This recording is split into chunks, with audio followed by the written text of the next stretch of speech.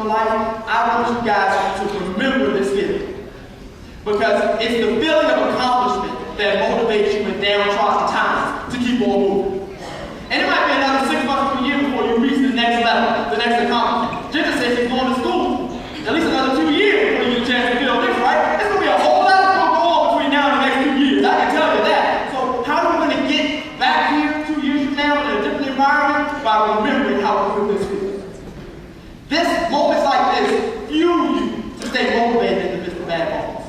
So don't lose sight of this.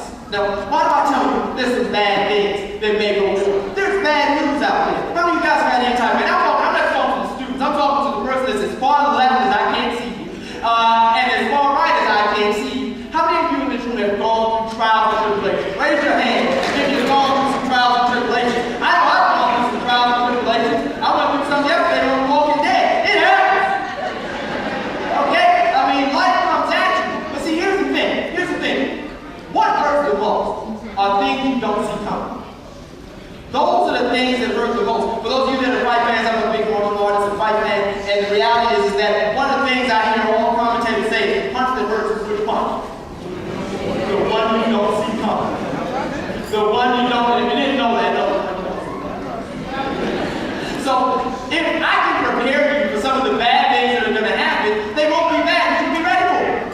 So since you'll be ready for them, you'll be able to move past them because you're equipped. You won't be surprised. You won't get caught off guard. So there are a couple things that we get ready to graduate to the next level that you all need to be paying keen attention to because these are things that are going to happen. Number one is frustration. Anybody ever been frustrated?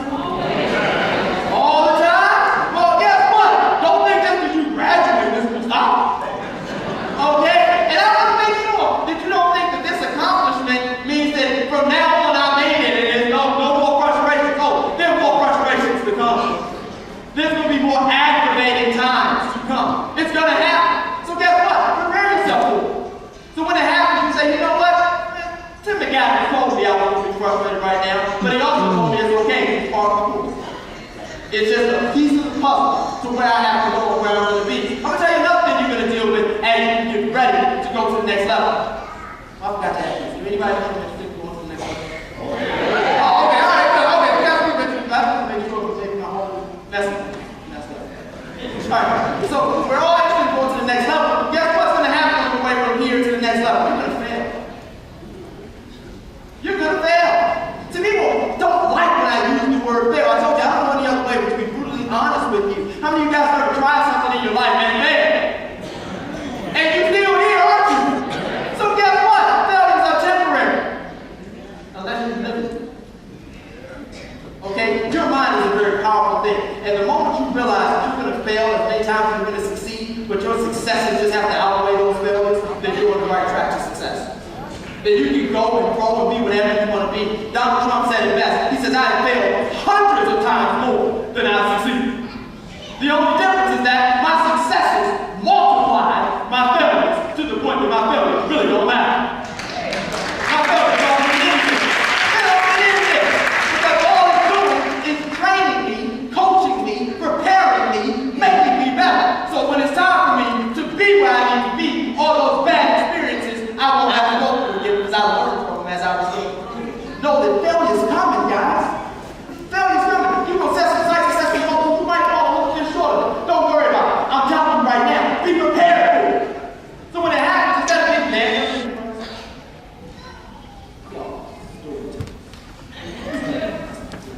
you look like, I ain't never been depressed. We've all been depressed before. You know why we get depressed? Because it's something that we weren't expecting to happen. Well, expect that things may not go the way you want them all the time. If you do that, then guess what? You've got a great chance to move forward. I'll tell you another thing that you're going to have to really be ready for. Sacrifice. Jim, you've been doing a lot of sacrificing lately? A lot of sacrificing, haven't you? Sacrifice is par for the course. How many of you guys want to have an extraordinary quality of life? Yeah, don't care about that. How many of you guys want to have an extraordinary quality of living? You just want to live. You want to do it big.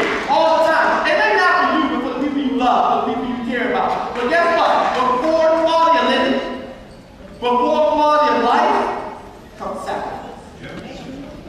Comes sacrifice. You're not going to be able to do the things you want to do all the time to get to the next level. learned that while you were in school, didn't you?